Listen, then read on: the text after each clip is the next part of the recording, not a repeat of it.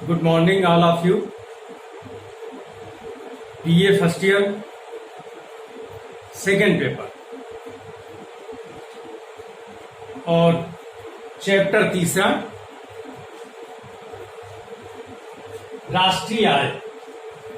तो इस चैप्टर में इस प्रश्न में पूछा जाता है कि राष्ट्रीय आय की परिभाषा दीजिए, राष्ट्रीय आय की गणना की प्रमुख विधियों का वर्णन कीजिए और राष्ट्रीय आय की गणना में क्या कठिनाइयां आती हैं इसका वर्णन कीजिए। तो ये दीर्घ उत्तरीय प्रश्न प्रतिवर्ष पूछा जाता है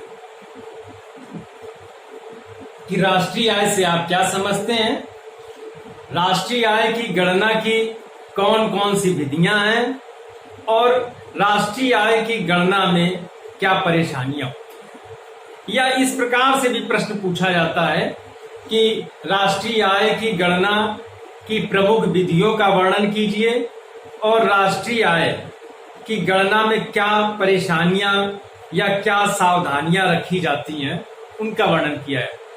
तो इस प्रकार से ये प्रश्न, तो इस प्रश्न के उत्तर में हम राष्ट्रीय आय की परिभाषा का वर्णन करेंगे, जिसमें मार्शल, प्रोफेसर पीगू और प्रोफेसर फिशर की परिभाषा।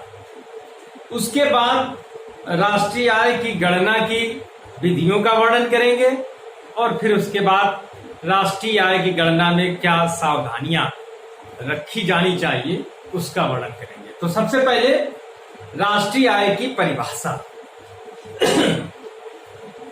एक वर्ष में देश के प्राकृतिक संसाधनों का उपयोग करके श्रम व पूंजी के द्वारा जो उत्पादन किया जाता है उसका मौद्रिक मूल्य राष्ट्रीय आय कहलाती है। तो राष्ट्रीय आय की सबसे साधारण सी परिभाषा याद रखना है, एक वर्ष में देश के उपलब्ध प्राकृतिक संसाधनों पर श्रम व पूंजी के द्वारा जो उत्पादन किया जाता है उसका मौद्रिक मूल्य राष्ट्रीय आय कहलाती है। राष्ट्रीय आय की इस साधारण सी परिभाषा को याद रखना है और इसके प्रमुख जो तत्व हैं उसको बाद में हम लोग देखेंगे कि राष्ट्रीय आय की परिभाषा में प्रमुख तत्व कौन से हैं।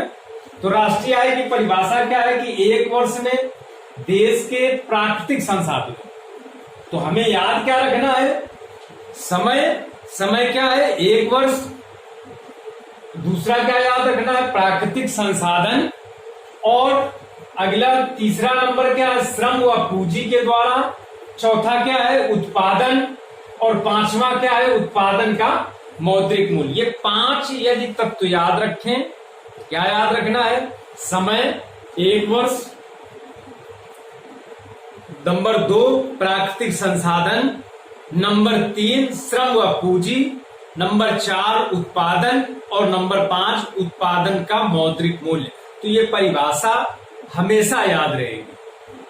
तो इस प्रकार से राष्ट्रीय आय की सरल परिभाषा क्या है कि एक वर्ष में देश के प्राकृतिक संसाधनों का उपयोग करके श्रम व पूंजी के द्वारा जो उत्पादन किया जाता है उसका मौद्रिक मूल्य राष्ट्रीय आय कहलाता है। अब इसमें प्रोफेसर मार्शल की परिभाषा देखें तो प्रोफेसर मार्शल ने कहा किसी देश की श्रम व पूंजी उसके प्राकृतिक संसाधनों पर आधारित प्रतिवर्ष कुछ निश्चित व शुद्ध मात्रा में भौतिक तथा अभौतिक वस्तुओं का व सभी प्रकार की सेवाओं को उत्पन्न करती है। अब 3 चीजों का उत्पादन हो रहा है, भौतिक अभौतिक वस्तुएं और सेवाओं का। यही उस देश की शुद्ध वास्तविक राष्ट्रीय आय व राष्ट्रीय लाभांश है। तो मार्शल की परिभाषा भी प्राकृतिक संसाधनों पर भूमि व श्रम पूंजी के द्वारा जो उत्पादन होता है। अब इसमें उत्पादन में वर्गीकरण किया गया, भौतिक उत्पादन, अभौतिक उत्पादन और सेवाएं। तो मार्शल की परिभाषा थोड़ी सी विस्तृत परिभाषा है। किसी देश की श्रम व पूंजी उसके प्राकृतिक संसाधन पर आधारित प्रतिवर्ष कुछ निश्चित व शुद्ध मात्रा में भौतिक तथा अभौतिक वस्तुओं तथा सभी प्रकार की सेवाओं को उत्पन्न करती हैं।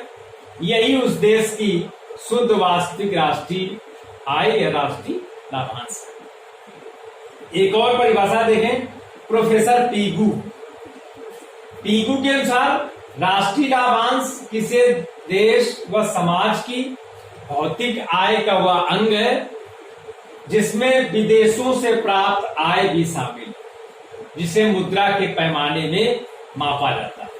अब पीगू की परिभाषा में विदेशों में जो देश के नागरिक हैं उनके द्वारा जो आय अर्जित की जाती है उसको भी राष्ट्रीय आय में शामिल किया गया। तो पीगू की परिभाषा व्यवहारिक परिभाषा है। अब प्रोफेसर फिशर की परिभाषा, तो राष्ट्रीय आय या लाभांश में केवल वही सेवाएं शामिल की जाती हैं जो कि उपभोक्ताओं को अपने भौतिक व मानवीय वातावरण द्वारा प्राप्त होती है। तो फिशर की परिभाषा क्या है कि इसमें केवल वे सेवाएं शामिल की जाएंगी जो उपभोक्ताओं को भौतिक व मानवीय वातावरण द्वारा प्राप्त होती हैं।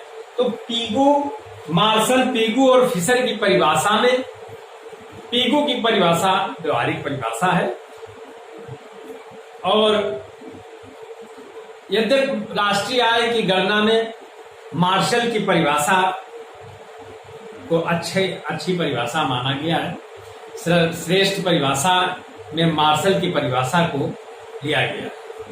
अब देखते हैं राष्ट्रीय आय की गणना, मेजरमेंट ऑफ नेशनल इनकम।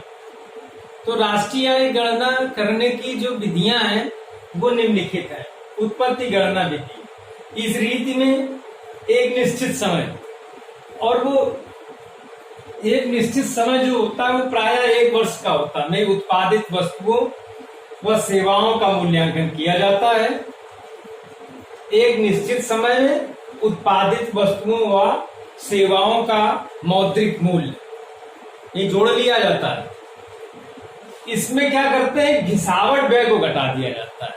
जो 1 वर्ष में या जो निश्चित वर्ष समय में जो टूट फूट या मशीनों में जो घिसावट होती है वो व्यय को हटा दिया जाता है। दूसरी विधि है आय गणना विधि। हम जानते हैं कि उत्पादन एक सामूहिक प्रयास है। उत्पादन के 5 साधन होते हैं, और उत्पादन का जब विनिमय किया जाता है तो जो आय प्राप्त होती है उसका वितरण उनकी उत्पादकता या सहभागिता के आधार पे उत्पादन के साधनों को दिया जाता है। तो वो जो साधनों की आय है यदि उसको भी जोड़ लिया जाए, सभी साधनों की आय को जोड़ दिया जाए तो उससे भी राष्ट्रीय आय का अनुमान या राष्ट्रीय आय की गणना की जाती है। आय गणना प्रणाली में इस प्रणाली के अंतर्गत उत्पादन के सभी साधनों की आय को जोड़ दिया जाता है, कुल योग राष्ट्रीय आय कहलाता है। अगली गणना विधि है व्यय गणना विधि। हम जानते हैं कि जो आय है वो किसी का व्यय है, तो आय और व्यय ये जो आय का चक्राकार प्रवाह होता है, इसमें यदि हम व्यय की जितना कुल व्यय हो रहा है उसकी भी गणना कर लें तो इससे राष्ट्रीय आय का अनुमान लग जाता है। तो इस विधि में सभी प्रकार के व्ययों का योग किया जाता है। एक चौथी प्रणाली हमारे सामने है मिश्रित गणना विधि। सभी प्रणालियों का मिश्रित उपयोग मिश्रित गणना प्रणाली कहती है।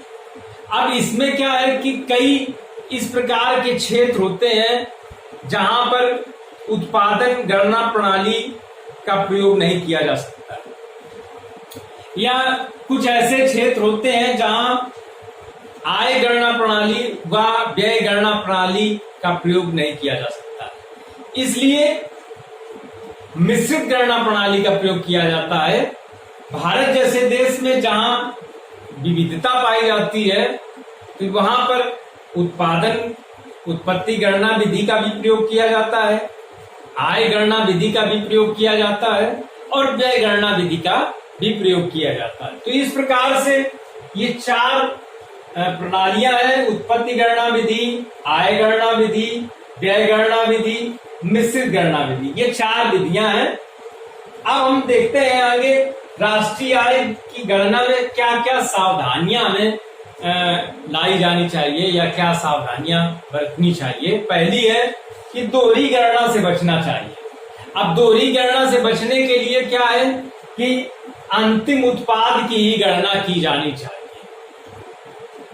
और तीसरा है कि मिश्रित विधि का प्रयोग किया जाना चाहिए, जहां पर उत्पत्ति गणना विधि सही ढंग से कारगर हो वहां पर उत्पत्ति गणना विधि का प्रयोग करना चाहिए।